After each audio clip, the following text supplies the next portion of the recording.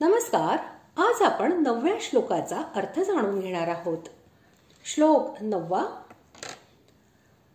मच्चित्ता मद्गत प्राणा बोधयन्तः परस्परं कथयन्तश्च मां नित्यं तुष्यन्ति च रमन्ति च.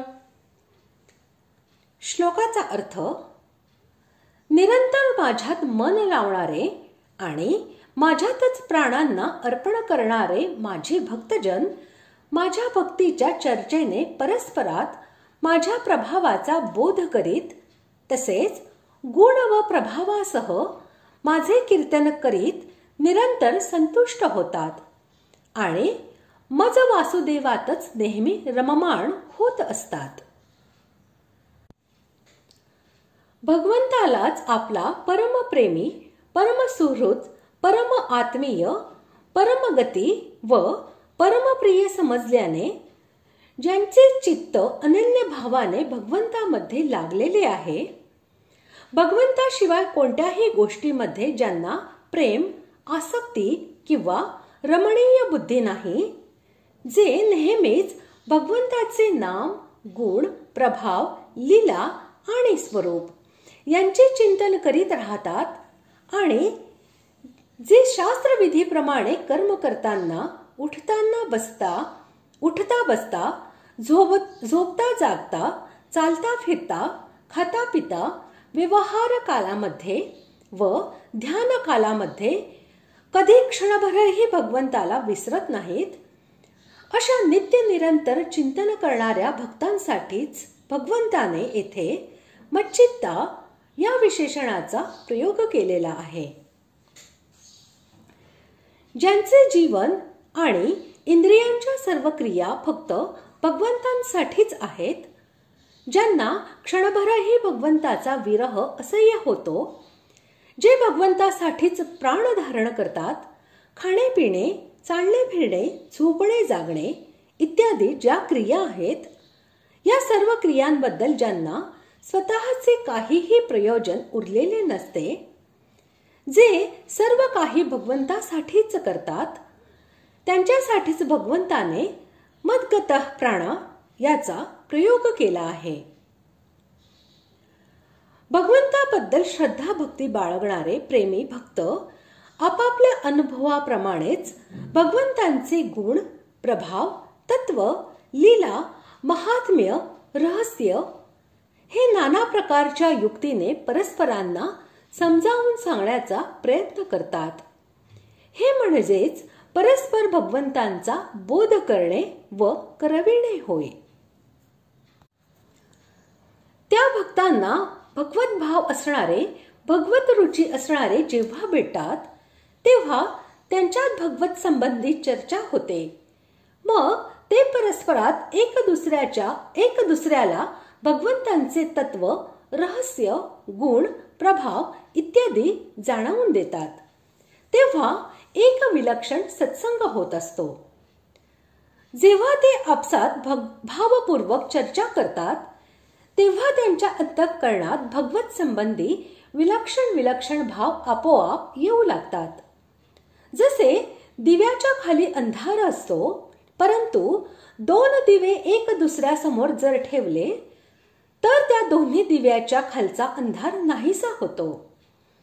त्याचप्रमाणे दोन भगवत भक्त एकाच वेळी एकमेकाला भेटतात आणि भगवत चर्चा सुरू होते, तेव्हा कोणाच्या मनात एखादा भगवत संबंधी विशेष भाव निर्माण झाला तर तो दुसऱ्यासमोर प्रकट करतो. तसेच दुसऱ्याच्या मनात वेगळ्या प्रकारचा भाव प्रकट झाला तर तोही त्याला प्रकट करतो. अशा तऱ्हेने त्यांच्या भावांचे आदान प्रदान झाल्याने त्यांच्यात नवे नवे भाव प्रकट होतात. परंतु एकटाच भगवंताचे चिंतन करत असेल तर तेवढे भाव निर्माण होत नाहीत.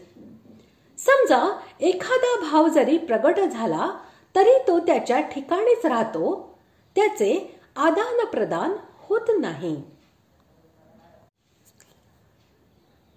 श्रद्धा भक्तीपूर्वक भगवंतांचे नाम, गुण, प्रभाव, रूप, लीला आणि स्वरूप यांचे कीर्तन व गायन करणे, तसेच कथा, प्रवचन यांच्याद्वारे लोकांमध्ये त्यांचा प्रचार करणे व त्यांची स्तुती गाणे इत्यादी सर्व म्हणजे भगवंतांचे कथन करणे होय. ज्याप्रमाणे सनकादी चौघेही भगवंतांच्या कथा सांगतात आणि ऐकत असतात, त्यांच्यापैकी कोणी एक वक्ता बनतो, बाकीचे 3 श्रोता बनतात. तसेच भगवंताच्या प्रेमी भक्ताला कोणी जर ऐकणारा भेटला तर ते त्याला भगवंतांच्या कथा, गुण, प्रभाव, रहस्य इत्यादी ऐकवतात आणि जर सांगणारा भेटला तर स्वतः ऐकतात. परंतु त्यांचे ठिकाणी ऐकवताना वक्तापणाचा अभिमान नसतो आणि ऐकताना श्रोता बनण्याची लाज नसते. प्रत्येक क्रिया करताना नेहमी परम आनंदाचा अनुभव घेणे म्हणजे नित्य संतुष्ट राहणे होय.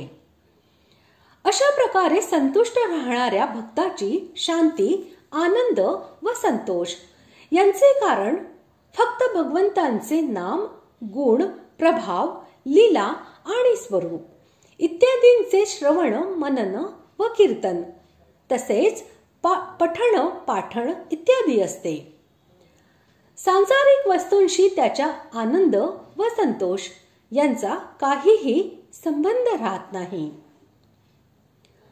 भगवंताचे नाम, गुण, प्रभाव, लीला, स्वरूप, तत्व आणि रहस्य यांचे यथायोग्य श्रवण, मनन व कीर्तन करणे तसेच त्यांची आवड, आज्ञा आणि संकेत यांच्याप्रमाणे फक्त त्यांच्याबद्दल प्रेम निर्माण होण्यासाठीच प्रत्येक क्रिया करीत मनाने त्यांना सदा सर्वदा प्रत्यक्षवत आपल्या जवळ समजून निरंतर प्रेमपूर्वक त्यांचे दर्शन, स्पर्श आणि त्यांच्याबरोबर वार्तालाप इत्यादी क्रीडा करीत राहणे म्हणजेच भगवंतांमध्ये निरंतर रमण करणे होय.